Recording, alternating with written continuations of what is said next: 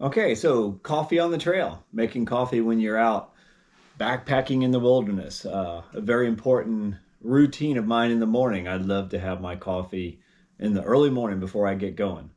So you just saw the video. That's all you need to know, right? Well, we'll go over some of those things that you just saw and tell you exactly what I'm doing there. But before we get to that, let's talk real quick to remind everybody about Project Blaze. And by the way, welcome back to Hiking with Jerry. So Project Blaze, I launched that on my last hike. And just to remind everybody, in the description of this video, you'll see a link to the charities that I'm supporting, raising awareness for domestic violence and also child abuse. You look in the description, you'll see a link to the Joyful Heart Foundation. Domestic violence, they do a lot more than just supporting the victims of domestic violence.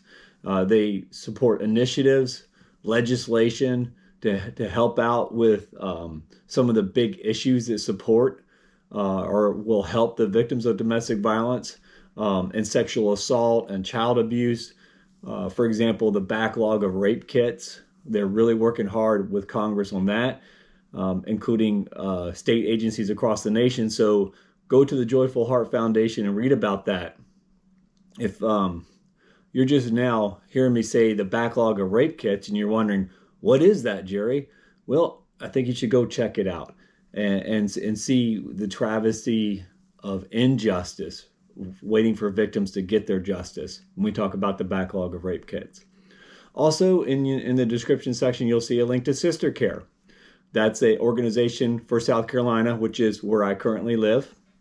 Sister Care also helps the victims of domestic violence and child abuse. And then the third link you'll see is for BACA, Bikers Against Child Abuse. And when you go to that website, you can choose to support BACA International because they have chapters across the globe, BACA National, or you can find your state. If it's not South Carolina, certainly if you live here in South Carolina, BACA has a very large presence here in South Carolina. So again, that's Project Blaze. I'm hiking to raise awareness for charities I consider important. Upcoming, I have a 30-mile section hike. And if you don't want to give right now, but you want to hold me to some mileage and support per mile, then maybe in the comment section, make a pledge.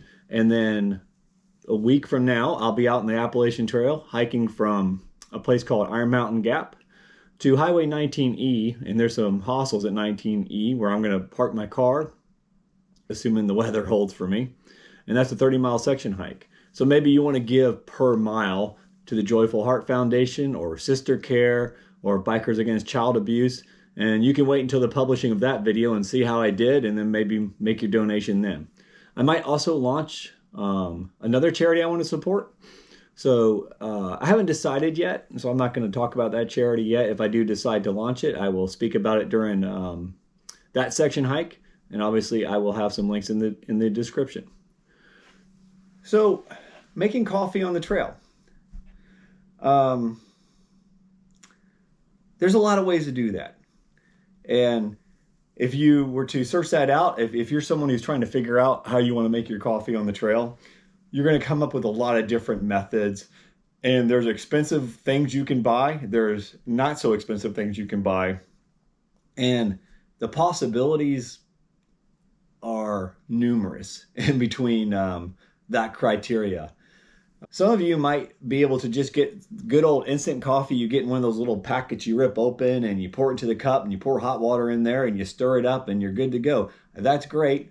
I own a coffee shop, so my coffee tastes maybe are a little bit, I'm not trying to put down the name brands out there. I'm just saying my coffee tastes are maybe a little bit elevated from some of those things you get in the store in the scenario I was just talking about, instant coffee. So yes, I am a coffee snob. I have beans from Nicaragua and Costa Rica. I get them ground to my liking and take them out in the trail. How I make my coffee is pretty simple. So also in the description, you'll see a link to a blog article I wrote maybe as far back as 2019 about how I make coffee on the trail. And I'm still doing it the same way. So I'm a budget conscious hiker. And that's always been my primary excuse for why I might hike a little bit heavier than other people.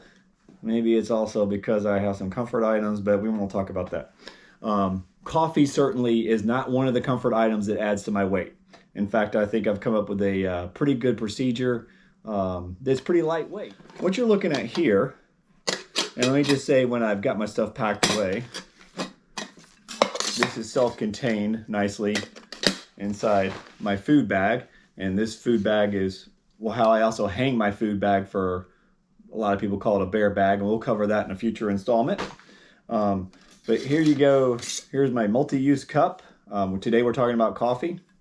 And then my Stanley cup fits inside of there. So my Stanley cup right here. I bought this in 2015 from Walmart. As I said, I'm a budget conscious hiker, and I'm still using it. And I paid about, I can't remember if it was $15 or $17 6 years ago. Who cares? I think it still costs about the same at Walmart. They still sell these Stanley cups. Inside here, I got a couple of things, including my camp stove. You saw this during the video of me making coffee. So I'm not going to spend time assembling my camp stove, my MSR Pocket Rocket, which I also bought in 2015. So I'm getting good use out of this. And then obviously a propane canister. Here's the main thing I purchased that was not expensive at all. I think it's a $12, $15, I don't remember. Bought this in 2019. So you can see it collapses down, fits nicely into my food bag. This Stanley cup is not just for brewing coffee. I mean, it's how I boil water. Maybe the upcoming section hike, I'm going to show you breakfast, lunch, and dinner. I rarely cook for lunch, but I certainly boil water for breakfast and for dinner. Again, today we're talking about coffee, one of my favorite subjects. So really easy, all right? This multi-use cup, this is probably a little bit more expensive. It definitely was, because it's very lightweight. This insulator surrounds a lightweight metal cup. I think maybe this was forged on an alien planet and sent to us. That's why it's so lightweight and kind of expensive, but it was worth it because I do a lot of things with this cup. Primarily, you guessed it, coffee. Collapsible cone. Sits right over the cup like that. I carry in here some oatmeal, filters, and my coffee. You saw that at the beginning. You saw me put a white filter in there. And then you saw me grab some grounds with a scoop and put it into that filter. And then you watched me take boiling water and slowly pour over it. And that's what this method is called, the pour over method. It's a method of manual brewing. There are other methods you can go into this and search out. The French press method, they have that available to take out in the trail. There's some other really expedient methods. There's this sock brewing method, which one of my hiker friends uses, and she learned that in her time camping and hiking in Costa Rica. So that's a very interesting method. There's a method similar to a tea bag. And these are all things that I'm not going to talk to you about in detail because I don't know how to do them. And you're smart enough to have found this video, so I think you're smart enough to go on and search and find some good methods for yourself. So really, there's not much else to it. It's called the pour over method. I've got the link to the blog article where you get some nice pictures and a better description than what you might be getting on this video, but I think you got the gist of it. I also like to have my tea in the evening, so I carry some tea and some crumpets, governor. Sorry about that. Couldn't help myself. Little, at night after dinner, I like to have my tea and my crackers. And again, this is a multi-use cup right here for things like that. That's it. That's how I brew my coffee. So coming up next, 30-mile section hike on the Appalachian Trail, as I discussed, from Iron Mountain Gap to Highway 19E, mostly in Tennessee, crossing over into North Carolina a few times, and I think technically finishing in North Carolina. Who knows? The trail kind of winds between North Carolina and Tennessee all the way until we get to Virginia, which is hopefully coming up in June. So more to follow on that. So if you like this video, please hit the like button. That's kind of what we do on social media and YouTube, right?